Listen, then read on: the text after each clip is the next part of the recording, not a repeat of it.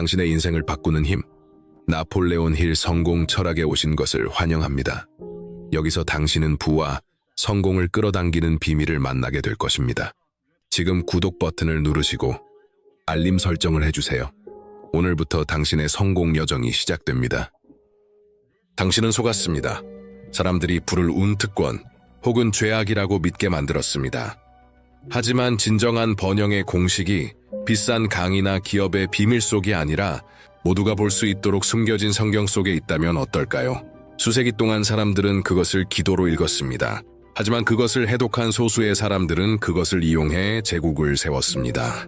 오늘 당신은 시편 37편을 새로운 시각으로 보게 될 것이며 왜 이것이 지금까지 쓰인 가장 강력한 풍요의 매뉴얼인지 이해하게 될 것입니다.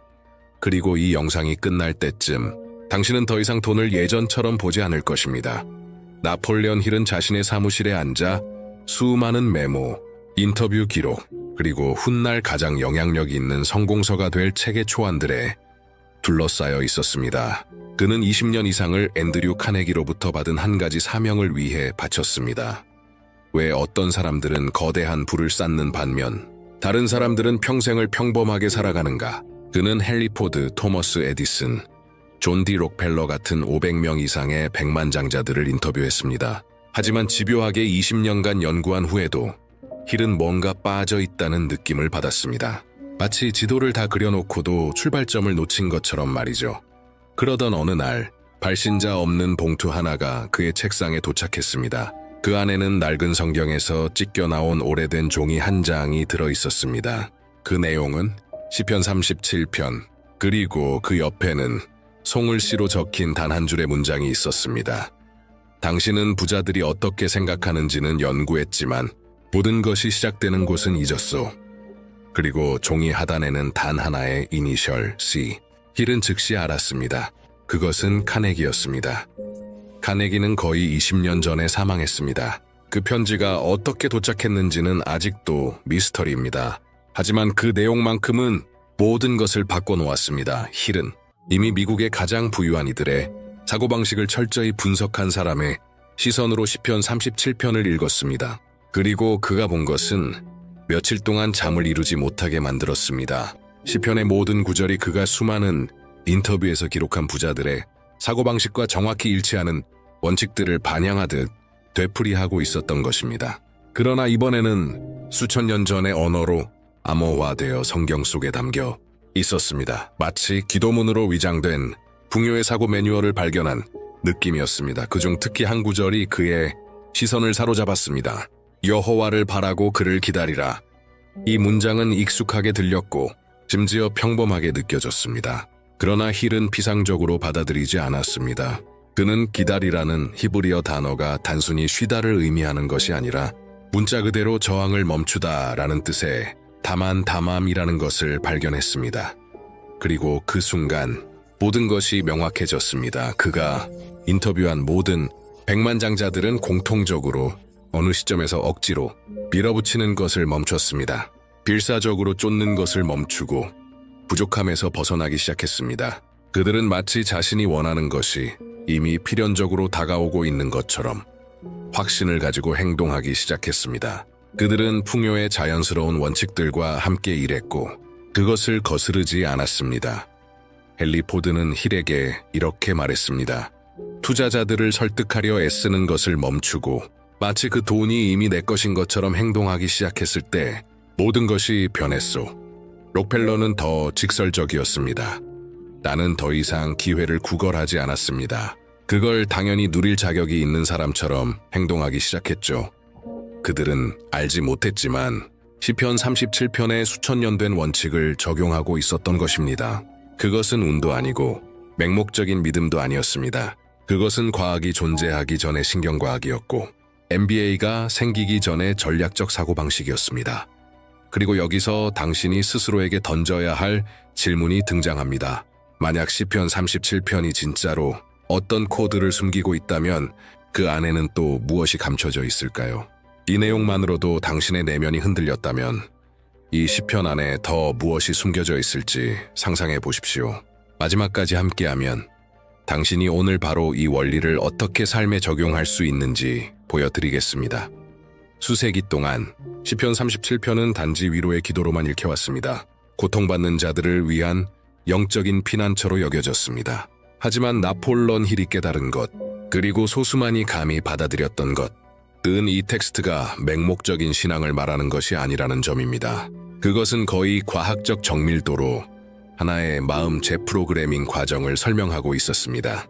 오늘날 신경과학이 자기 공명 영상과 행동 연구를 통해 입증하는 바로 그 과정입니다. 다윗은 알지 못했지만 수천 년 후에야 증명될 원리를 이미 선포하고 있었던 것입니다. 보십시오. 핵심은 당신의 마음이 현실을 어떻게 해석하느냐에 있습니다. 인간의 뇌는 유연하게 바뀔 수 있는 구조입니다. 외부에서 일어나는 일에 단순히 반응하는 것이 아니라 내면에서 진실이라고 믿는 것을 외부로 투사합니다.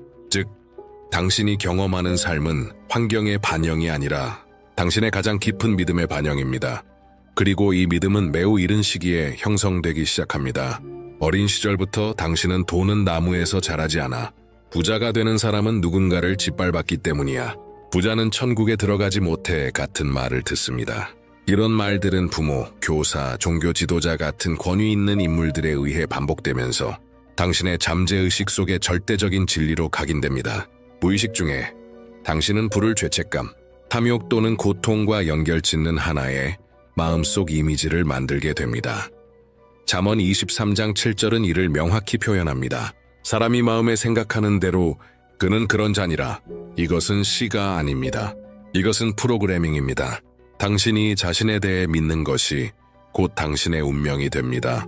만약 당신이 자신을 결핍에 처한 존재로 본다면 당신은 무의식적으로 그 상태를 유지하는 결정을 하게 됩니다. 더 많은 수입을 얻더라도, 기회를 잡더라도 당신의 마음은 결국 스스로 제동을 걸게 됩니다. 바로 이 지점이 자기 파괴적 행동의 뿌리입니다. 당신의 마음을 하나의 온도, 조절기라고 상상해 보십시오.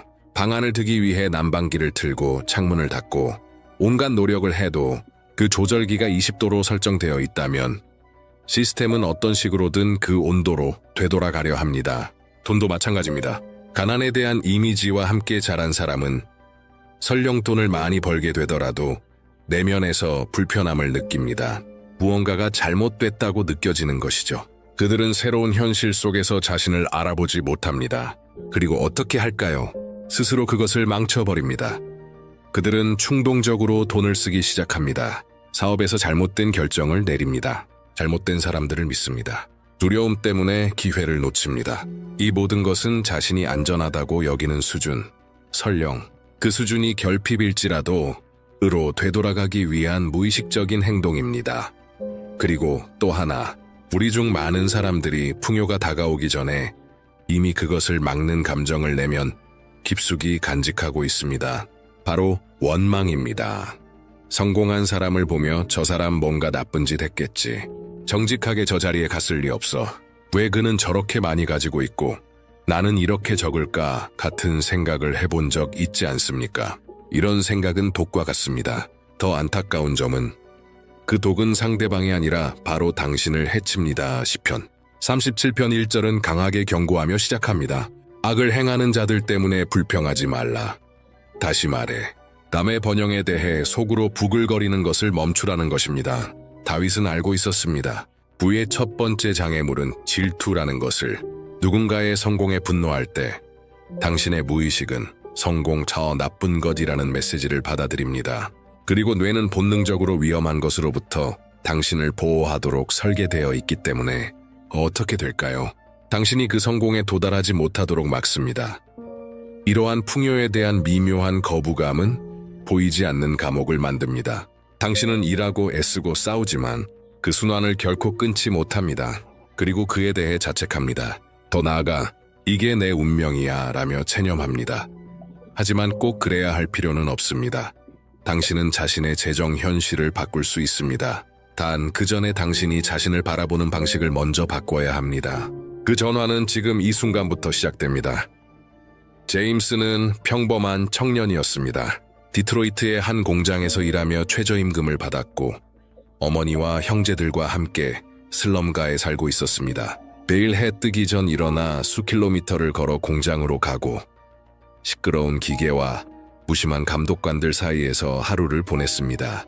그의 세계는 좁고 일상은 고되고 희망은 거의 사라져 있었습니다. 그가 주머니에 넣고 다닌 유일한 것은 몇 개의 잔돈과 손으로 적은 시편 37편 한 장뿐이었습니다. 어머니는 이렇게 말했습니다. 출근하기 전에 이걸 읽어. 너를 지켜줄 거야. 그래서 그는 매일같이 읽었습니다. 하루도 빠짐없이. 하지만 한동안 그것은 단지 의식이었습니다. 무의식적으로 반복하던 의미도 모른 채 읊조리던 말이었습니다. 그러던 어느 날 무언가가 달라졌습니다. 그날 아침 그는 시편 37편 23절을 읽었습니다. 사람의 걸음은 여호와로 말미암아 정하심을 받고 그의 길을 기뻐하시나니. 이 문장에서 무언가가 다르게 느껴졌습니다. 그는 정하심을 받고라는 말에 꽂혔습니다. 그게 정확히 무슨 뜻일까? 제임스는 궁금해졌고 조사를 시작했습니다. 그는 히브리어 원문에서 사용된 단어가 쿰쿰이라는 것을 알게 되었습니다.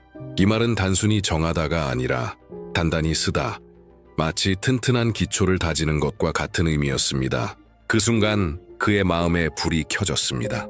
이것은 운이나 우연이 아닌 의도적인 과정을 말하는 것이었습니다. 이는 말합니다. 당신의 걸음을 기초 위에, 방법 위에, 일관성 위에 세우라.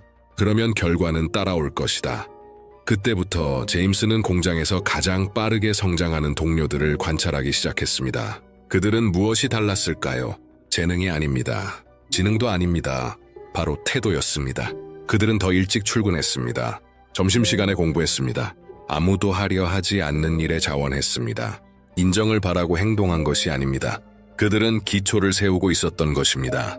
그들은 자신의 걸음을 단단히 정하고 있었습니다. 그리고 제임스는 같은 길을 걷기로 결심했습니다. 그는 아직 인정받지 못했지만 이미 가치 있는 사람처럼 행동하기 시작했습니다.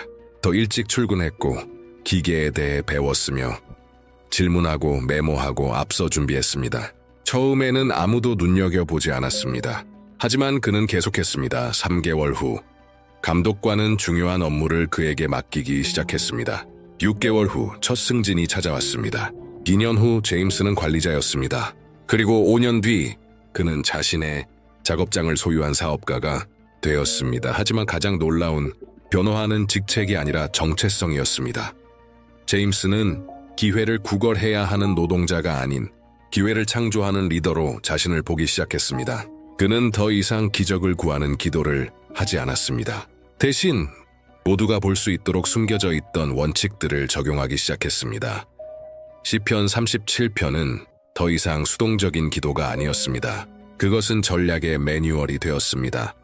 그리고 그가 이 시편을 더 깊이 연구할수록 매우 흥미로운 사실을 깨달았습니다. 한 단어가 반복되고 있었던 것입니다.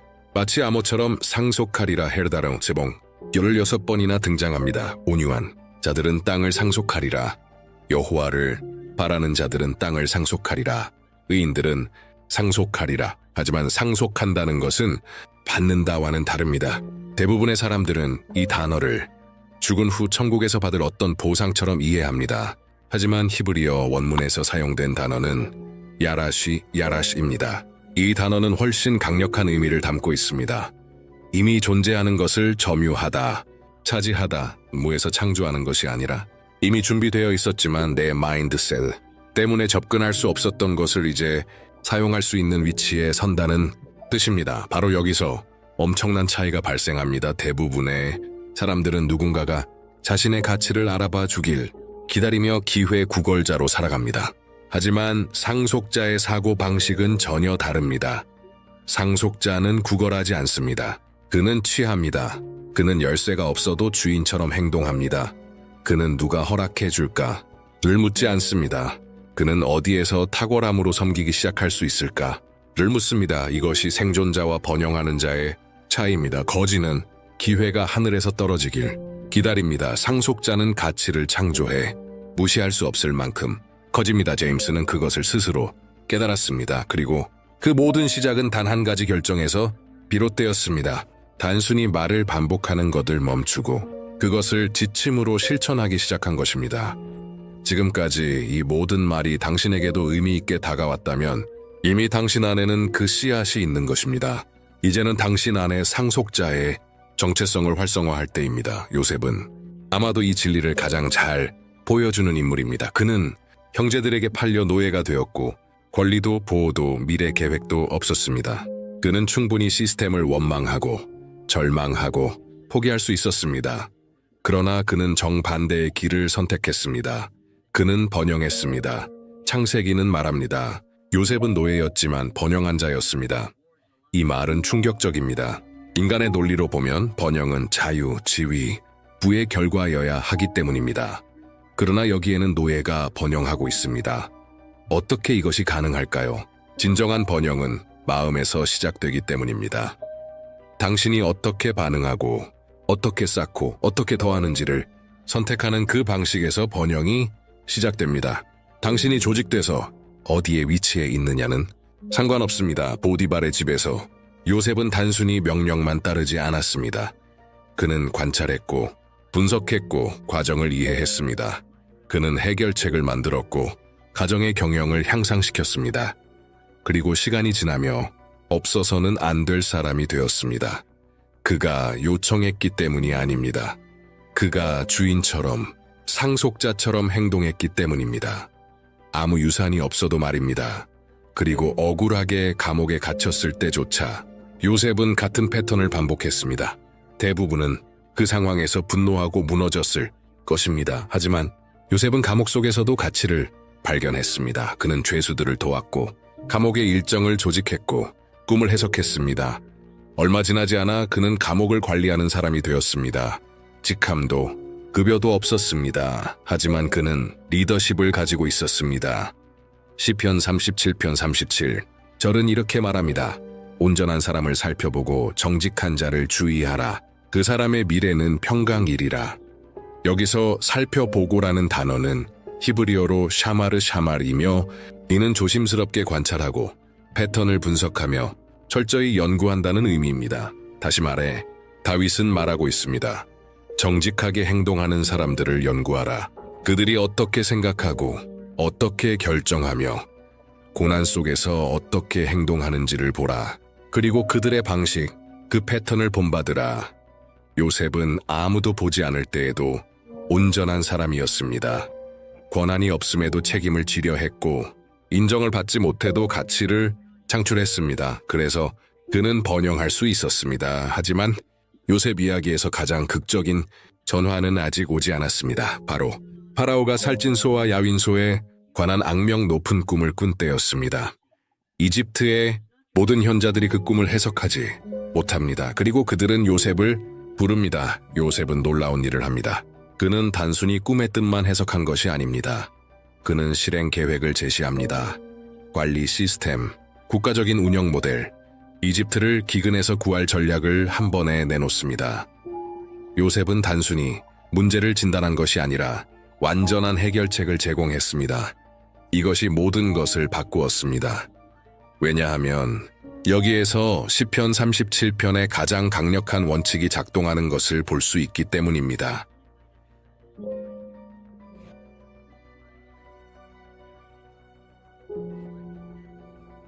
전략적 씨 뿌리기 3절은 이렇게 말합니다.